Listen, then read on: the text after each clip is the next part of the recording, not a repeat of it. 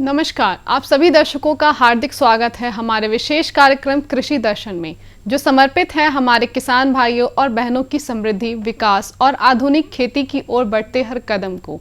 इस मंच के माध्यम से हम लाते हैं खेती से जुड़ी जरूरी खबरें, मंडी के ताज़ा भाव, मौसम का हाल, नई तकनीकों की जानकारी, विशेषज्ञों की सलाह और साथ ही प्रेरणादायक कहानियाँ भी।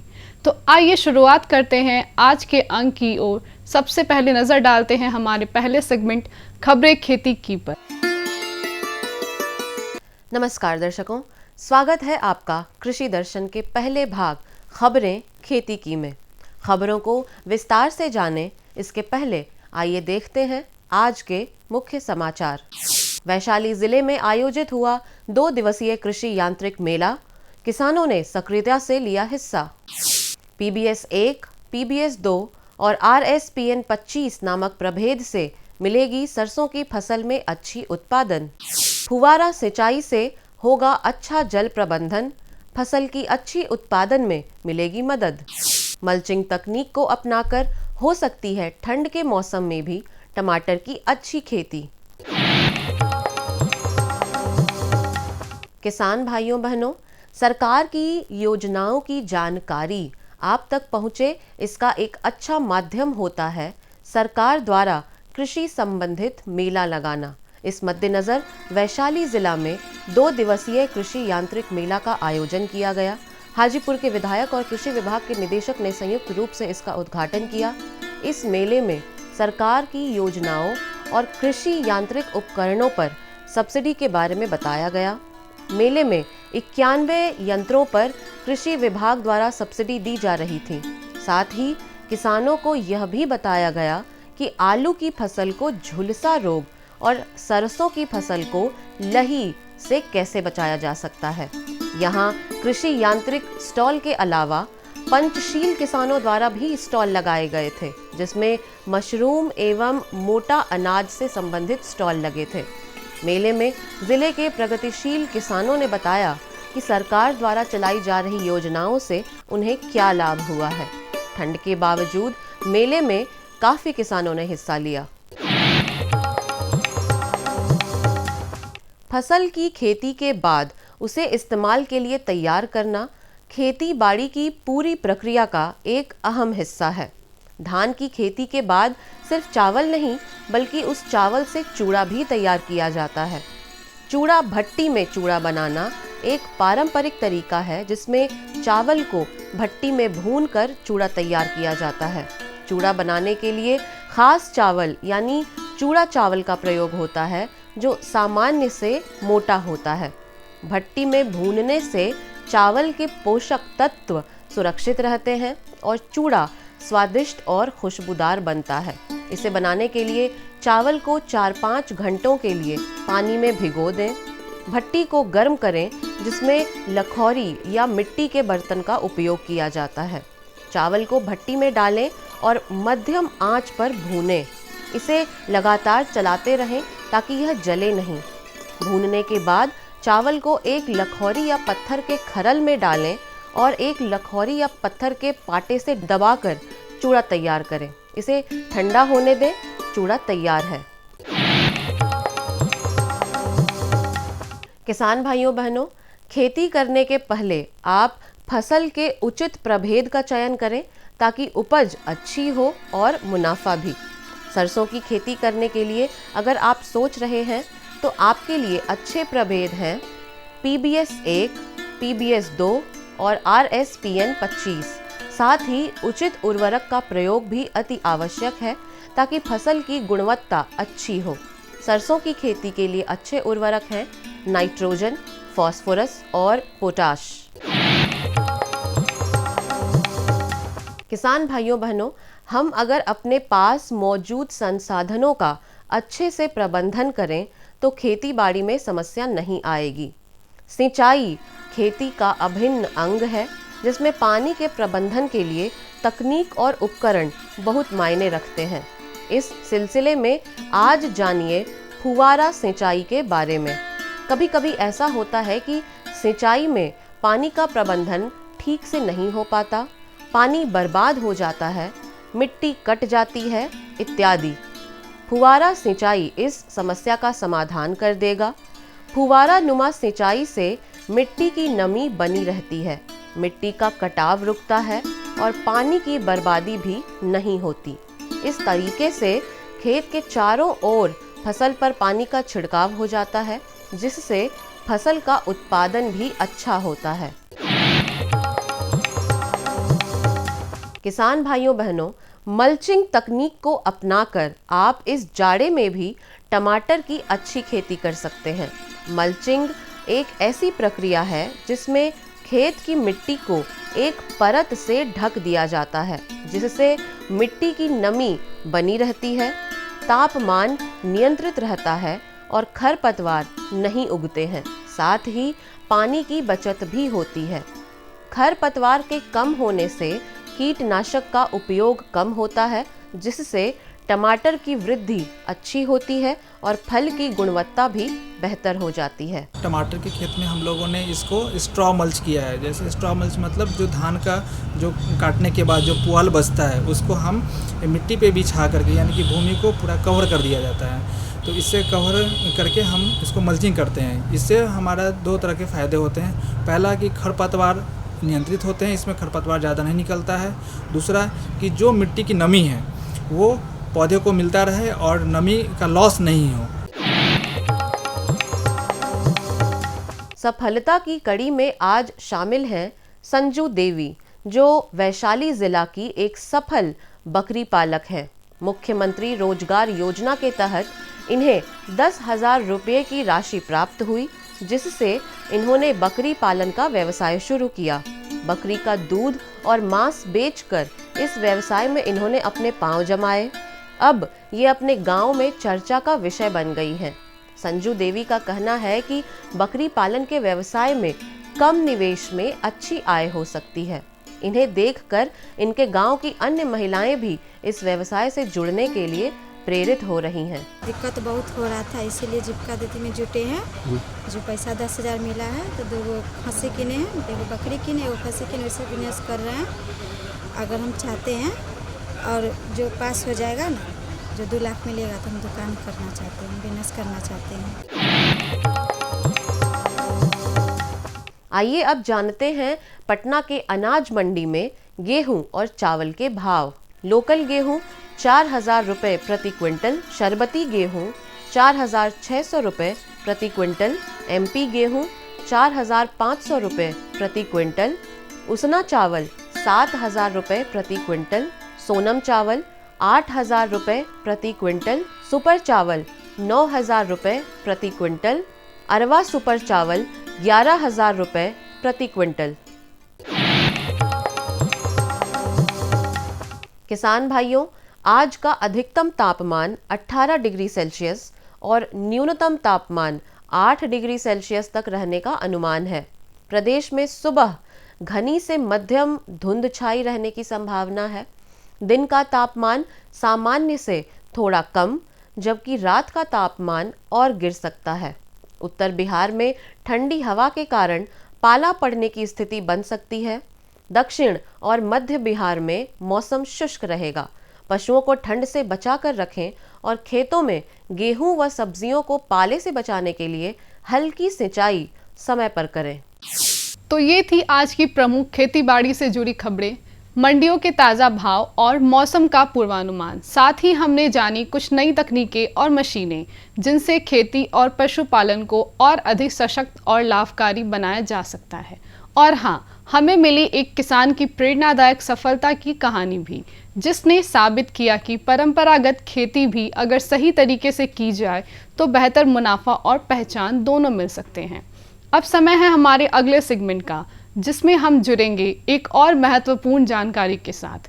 यह विषय न सिर्फ खेती किसानी से जुड़े लोगों के लिए महत्वपूर्ण है, बल्कि इससे जुड़ी बातें आने वाले समय में नए अवसरों के द्वार भी खोल सकती है। तो आइए विस्तार से समझते हैं इस विषय को हमारे विशेषज्ञ के माध्यम से। नमस्कार दर्शकों, मैं अर्पिता स्नेह आप सभी का बहुत बहुत स्वागत करती हूँ।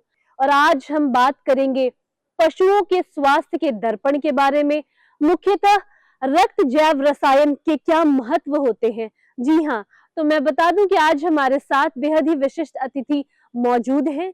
तो आइए बिना देर किए हम आपकी मुलाकात कराते हैं डॉक्टर हिमालय भारद्वाज जी से, जो कि असिस्टेंट प्रोफेसर हैं बिहार वेटनरी कॉलेज पटना में। सर, आपका बहुत बहुत स्वागत है हमारे इस कार्यक्रम में। नमस्कार। जी देखिए, हम सभी जानते हैं कि कृषि दर्शन किसान ओरिएंटेड, फार्मर ओरिएंटेड यह कार्यक्रम है। हमारे किसान भाई इस कार्यक्रम को देखते हैं और आज हम बात करेंगे कि जो रक्त रसायन की जो महत्व होती है, उसकी जो महत्ता है, उसकी जो इम्पोर्टेंस है, वो क्या है। तो सबसे पहले हम आपसे यह जानना चाहेंगे कि रक्त जैव रसायन क्या प्रक्रिया है, इसके बारे में आप हमारे दर्शकों को बताएं। रक्त जैव रसायन एक लैब परीक्षण है जिसके अंदर हम पशुओं के खून के अंदर मौजूद प्रोटीन, उसके अंदर कौन कौन से एंजाइम कार्य करते हैं, कौन कौन से उसके अंदर कार्बोहाइड्रेट जो एनर्जी का सोर्स है पशुओं के अंदर, उसका पता लगाते हैं। ये सब कारक आगे पशुओं की हेल्थ को बहुत ज़्यादा मात्रा में मान्य रखते हैं, जो उसको अलग अलग तरह की बीमारियों से बचाते हैं। अच्छा देखिए, आपने बहुत बढ़िया तरीके से बताया कि कार्बोहाइड्रेट्स और एंजाइम्स किस वक्त पशुओं के शरीर में होता है और वाकई में उनकी जो हेल्थ स्टेटस क्या है पता लगाना कितना आवश्यक है। जिस प्रकार से हम मानवों का टेस्ट टाइम टू टाइम होते रहता है, उसी तरीके से काफी इम्पोर्टेंट है जानवरों की भी जो टेस्ट होती है, शारीरिक टेस्ट, मानसिक टेस्ट, वो होते रहना चाहिए। तो अब हम आएंगे टेस्ट पर। तो देखिए, ये एक महत्वपूर्ण सवाल है कि ये जो टेस्ट है ये कब होना चाहिए और किस स्थिति में इस टेस्ट को करना चाहिए। सबसे पहले मैं पशुपालक भाइयों को बताना चाहूँगा कि पशुओं की नियमित खून की जैव रासायनिक जांच बहुत ही इम्पोर्टेंस रखती है। इसके लिए हमें बार बार नियमित रूप से पशुओं के खून की जांच करवाते रहना चाहिए। अब सवाल उठता है कि कब कराएं। तो इसमें होता है कि अगर आपका पशु ज्ञाबन है यानी प्रेग्नेंट है, तो उस दौरान आप पशुओं का कम से कम दो बारी एक वेटनेरियन के द्वारा निर्देशित करने के बाद करा सकते हैं। अगर आपको लग रहा है कि आपका पशु किसी बीमारी के लक्षण शो कर रहा है या दिखा रहा है, तो आपको उस समय उसका एक वेटनरी सर्जन के द्वारा बताए जाने पर खून के जैव रासायनिक टेस्ट करवाने चाहिए। अगर आपको लग रहा है कि आपका कोई पेट्स है, तो उसकी साल में कम से कम एक बारी नियमित रूप से खून की जांच होनी चाहिए। अच्छा देखिए, आप बता रहे हैं कि खून की जांच होनी चाहिए, तो इसके बाद सवाल यह भी आता है कि इस जांच के माध्यम से, इस टेस्ट के माध्यम से कौन-कौन से ऐसे मुख्य पैरामीटर हैं जिन्हें हम जान सकते हैं इस टेस्ट के द्वारा, और यह टेस्ट कितना लाभकारी रहेगा हमारे जो जानवर हैं उन सब के लिए। और बेसिकली मैं अगर बहुत ही आसान भाषा में आपसे पूछूं तो किस तरह के पैरामीटर्स को, किस तरह के डिजीज को हम इन टेस्ट के माध्यम से जान सकते हैं। तो सबसे पहले मैं ये बताना चाहूँगा कि हमारे पशुओं के शरीर में जो डिफरेंट तरह के विभिन्न प्रकार के जो ऑर्गन होते हैं, उसका हम जैव रासायनिक टेस्ट करके पता कर सकते हैं। उसमें सबसे पहले आता है लीवर, जिसके अंदर हम देखते हैं कि उसका SGOT, SGPT, GGT, ALKP, ये डिफरेंट तरह के टेस्ट हैं जिससे पता लगता है कि लीवर उसका पशु का सही से काम कर रहा है या नहीं कर रहा है। फिर आता है किडनी का। तो किडनी में हम मुख्य तौर से क्रेटिनिन और ब्लड यूरिया नाइट्रोजन जैव रासायनिक टेस्ट से पता करते हैं। उसके बाद आता है कि अगर आप उसमें खून के अंदर शुगर की लेवल हाई है, तो वो किस प्रकार से उसको अफेक्ट कर रहा है, तो उससे भी हमको पता चल सकता है। अगर हम किसी बीमारी का मुख्य तौर से पता करना है, तो एक साथ 2-4 विभिन्न ऑर्गन्स के टेस्ट करवाने बहुत ही ज़रूरी होते हैं। कभी कभार एक ऑर्गन के साथ साथ दूसरा ऑर्गन भी अफेक्टेड होता है। कभी कभार आपका पशु बिल्कुल लक्षण नॉर्मल शो कर रहा होता है, कोई बीमारी के लक्षण शो नहीं कर रहा होता, लेकिन हमको उसके ब्लड टेस्ट कराने से पहले बीमारी का पता चल सकता है, अगर हम उसकी नियमित तौर पे जांच कराते हैं तो। अच्छा देखिए, आपने बहुत ही सहजता से यह बताया कि जानवरों का जो टेस्ट होता है वो करने से हम सभी समझेंगे इस चीज को कि उन्हें उन्हें शारीरिक लाभ मिलेगा।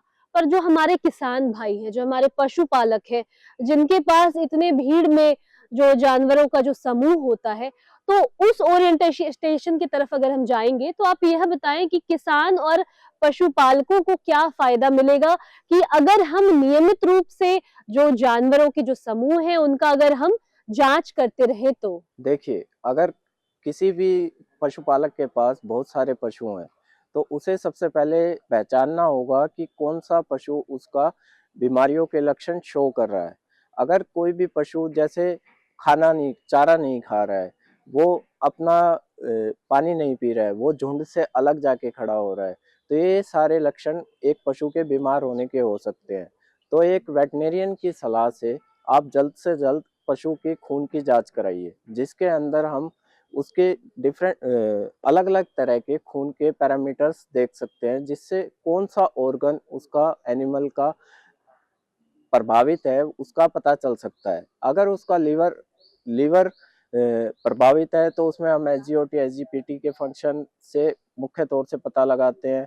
अगर उसका इंटेस्टाइन के अंदर कुछ ब्लॉकेज है या उसके अंदर कोई पैरासिटिक परजीवी का प्रभाव है तो उसके अकॉर्डिंग वेटनेरियन इलाज जल्द से जल्द शुरू कर सकता है। इससे पशु की स्वास्थ्य बहुत जल्दी रिकवर होता है और पशुपालकों को ज़्यादा हानि नहीं होती है। अच्छा देखिए, अब एक बहुत ही महत्वपूर्ण सवाल मेरे पास आ रहा है कि हमने इस पर तो चर्चा की कि टेस्ट कराना चाहिए, नियमित तौर से कराना चाहिए, खून की जांच कराना चाहिए। हमने यह भी जाना कि क्या-क्या इसके मुख्य पैरामीटर हो सकते हैं।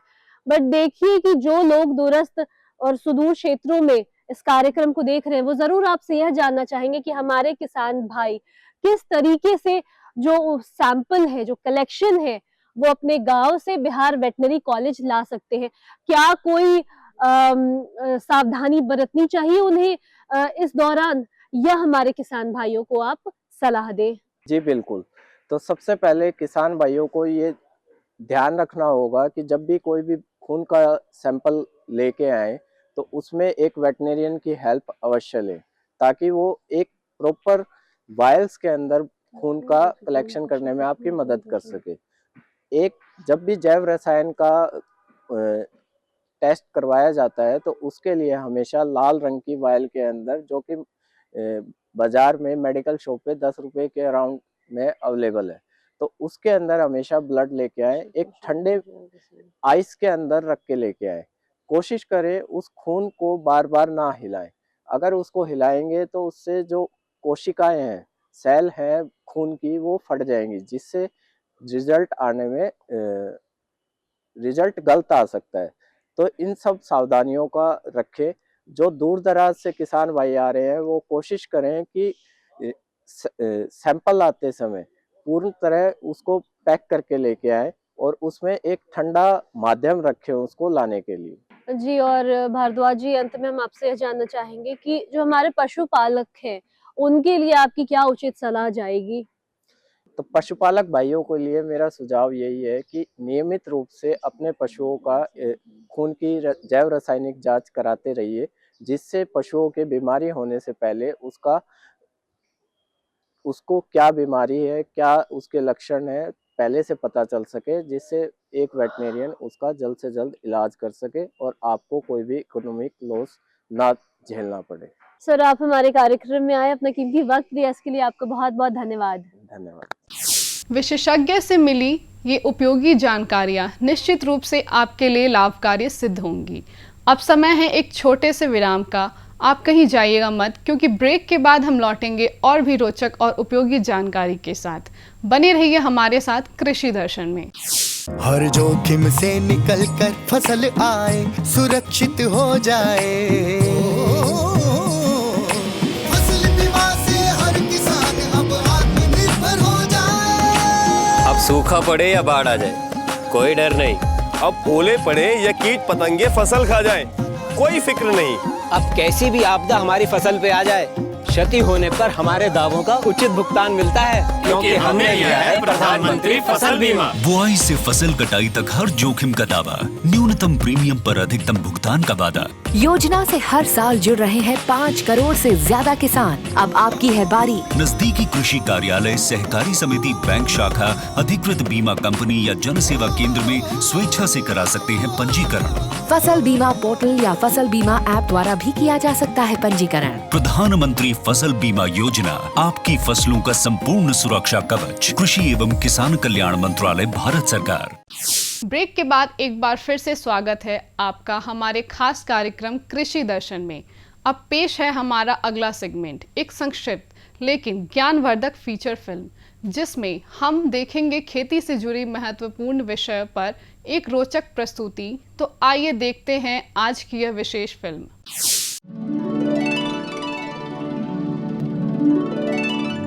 हमारे मेहनती किसान सशक्त और आत्मनिर्भर हों, हमारी कृषि आधुनिक हो, इस लक्ष्य के साथ प्रधानमंत्री श्री नरेंद्र मोदी जी के दूरदर्शी नेतृत्व में पिछले 9 वर्षों में भारत सरकार ने लगातार एक के बाद एक कई महत्वपूर्ण कदम उठाए।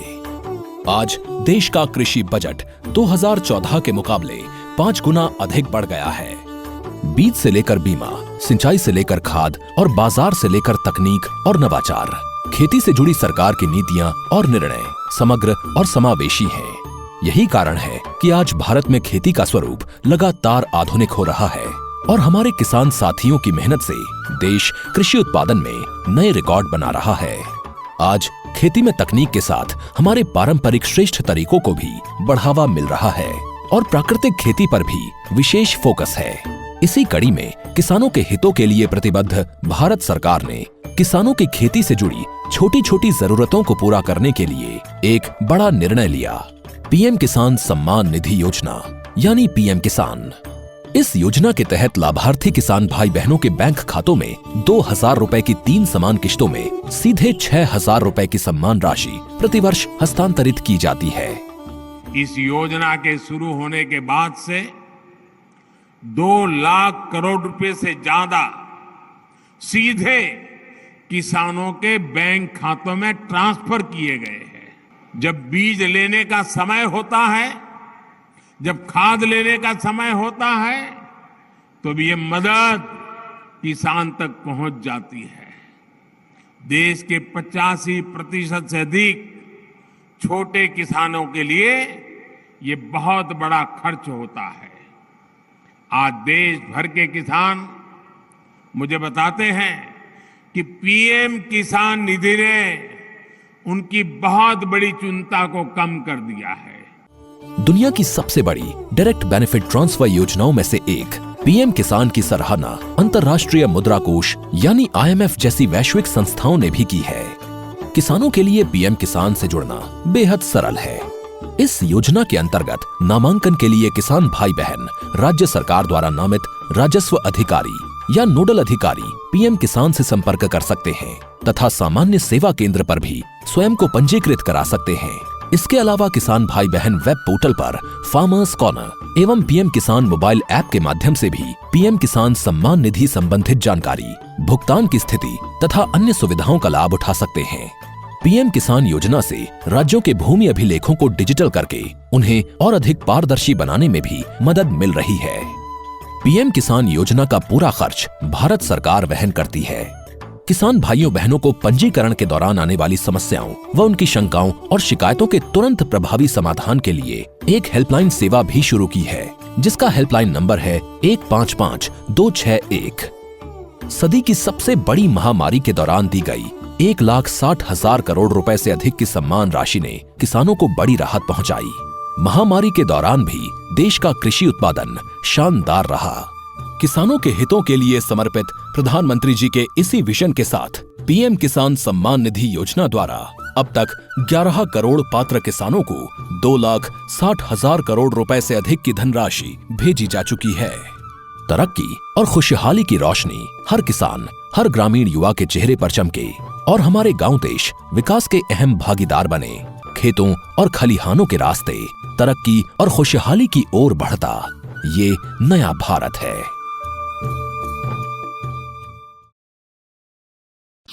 तो दर्शकों, यही था कृषि दर्शन का आज का अंक, जहां हमने जानी खेती से जुड़ी अहम खबरें, मिले विशेषज्ञ की सलाह, देखी आधुनिक तकनीक और उपकरणों की जानकारी और सुनी एक प्रेरणादायक सफलता की कहानी। हमें पूर्ण विश्वास है कि यह कार्यक्रम आपके लिए उपयोगी और जानकारीपूर्ण रहा होगा। हम फिर हाजिर होंगे ऐसे ही और भी रोचक और ज्ञानवर्धक विषयों के साथ। तब तक आप स्वस्थ रहें, खुशहाल रहें और खेती के क्षेत्र में लगातार आगे बढ़ते रहें। नमस्कार।